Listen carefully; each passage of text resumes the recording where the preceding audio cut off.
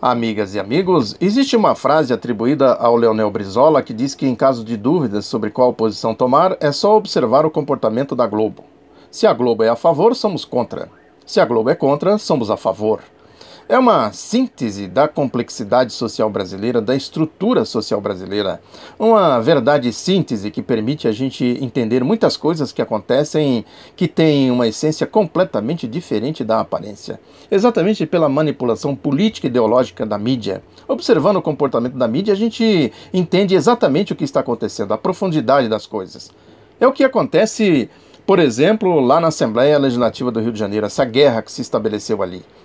Uma reprodução da Assembleia da decisão do Supremo Tribunal Federal a favor da facção do golpe aí do presidente golpista, Michel Temer, né, que tem também esse setor do PSDB, do José Serra, do Aécio Neves, tem também o Jornal Estado de São Paulo, a Confederação Nacional da Indústria, esse setor da direita, da elite brasileira que teme ser engolido pela lógica, pela voracidade do mundo financeiro, representado claramente pelo comportamento da outra facção do Grupo Globo. Portanto, o que acontece no Rio de Janeiro é a reprodução de tudo isso. É um processo claramente contaminado pela lógica da Operação Lava Jato, né, pela corrupção, pelas manipulações, né, o comportamento desse juiz Marcelo Bretas, um processo completamente contaminado por esta lógica, pela manipulação do Grupo Globo, que faz ali os seus acertos de contas, se utilizando do braço da Operação Lava Jato, fazendo os seus acertos de contas com os interesses políticos que contrariam seus interesses econômicos. O que tem por trás de tudo isso são interesses econômicos.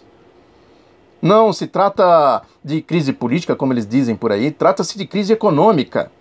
Uma crise de grande profundidade que tem dimensão internacional, tem a dimensão da geopolítica, da geoeconomia. O que acontece lá no Rio de Janeiro é tão somente uma guerra de facções não diferente das guerras lá do chamado crime organizado.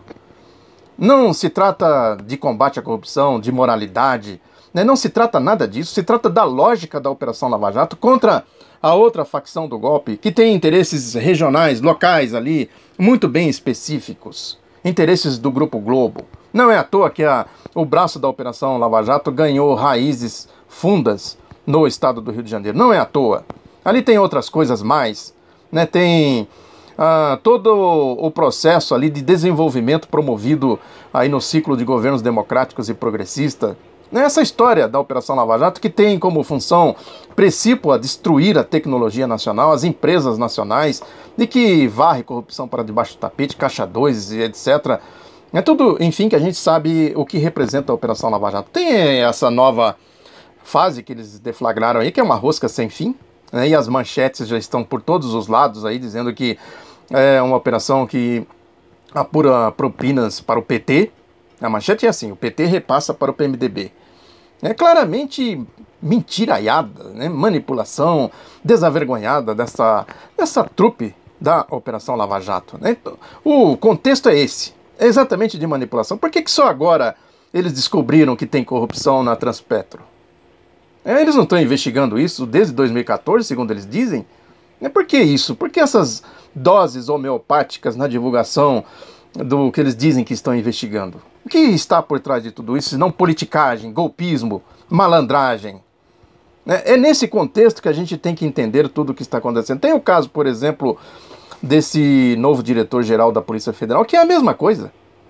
Dizem que tem manipulações políticas por trás de tudo isso, indicações de interesses dessa facção do golpista Michel Temer, mas é necessário que a gente observe, né, que o bombardeio contra ele tem muito a ver com a lógica da facção do Grupo Globo, da Lava Jato, os lavajatistas. Está aí nos perfis deles, no Facebook, é só ir lá e observar a politicagem que eles fazem. Esse Carlos Fernando Santos Lima, Deltan Dallagnol, Sérgio Moro, os três perfis deles estão carregados disso que eu estou falando aqui. Agora, quem for lá agora nos perfis deles no Facebook, o perfil fake do Sérgio Moro, que está em nome da sua esposa, a Rô, né, e os outros dois boquirrotos lá, Deltan Dallagnol e Carlos Fernando Santos Lima.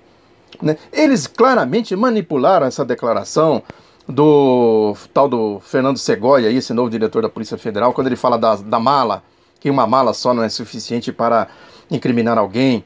O contexto da fala dele é outro. Eu transcrevi aqui esse trecho da fala dele para a gente entender exatamente do que se trata. Eu vou ler aqui, que ele disse: talvez seria bom para que o Brasil inteiro soubesse que houvesse uma transparência maior sobre como foi conduzida aquela investigação, porque a gente acredita que, se fosse sob a égide da Polícia Federal, essa investigação teria de durar mais tempo, porque uma única mala talvez não desse toda a materialidade criminosa que a gente necessitaria para resolver se havia ou não crime, quem seriam os partícipes e se haveria ou não corrupção. É um ponto de interrogação que fica hoje no imaginário popular brasileiro e que poderia ser respondido se a investigação tivesse mais tempo. E quem pôs esse deadline que finalizou a investigação foi a Procuradoria-Geral da República. Talvez ela seja a melhor a explicar o porquê foi feito aquilo naquele momento e porque o senhor Joesley sabia quando ia acontecer para que ele conseguisse ganhar milhões no mercado de capitais. O que ele está dizendo aqui é o seguinte, que é uma negociata, que eu venho falando aqui há muito tempo, do Rodrigo Janot, esse parlapatão, que a Globo chamou ele e propôs um acordo para ele: ó, você faz isso, essa delação aí, que nós vamos derrubar o presidente golpista Michel Temer. Tomaram um drible, né, e agora veio a resposta da outra facção. Portanto, não tem nada a ver o que eles dizem que o diretor-geral da Polícia Federal disse. Ele falou nesse contexto aqui, precisava investigar mais. O dedo do Rodrigo Janot impediu que se investigasse as coisas neste circo que ele fez aí na delação do chamado Grupo JBS. E outros mais, da mala do Aécio Neves. Simplesmente o deadline que ele fala aqui é o seguinte: encerra tudo. Já cumpriu o dever e tal, né? O objetivo era esse e tal, não vai investigar mais nada. É o que eu venho falando aqui, né? Qual é o papel exatamente da Operação Lava Jato em tudo isso? Por que não se investiga materialidades? Não seria papel da Operação Lava Jato investigar essa mala? Investigar a mala do Aécio Neves, as contas do José Serra e do Eduardo Cunha no exterior e outras tantas coisas mais? Abrir o caixa preta do caixa 2? É isso, né? Aí a gente vê... Aí o Rodrigo Janot respondeu, dizendo que esse Fernando Segovia é pau mandado, como se ele não fosse pau mandado. Ele é pau de galinheiro mandado. Né? Observe bem o que é a guerra de facção.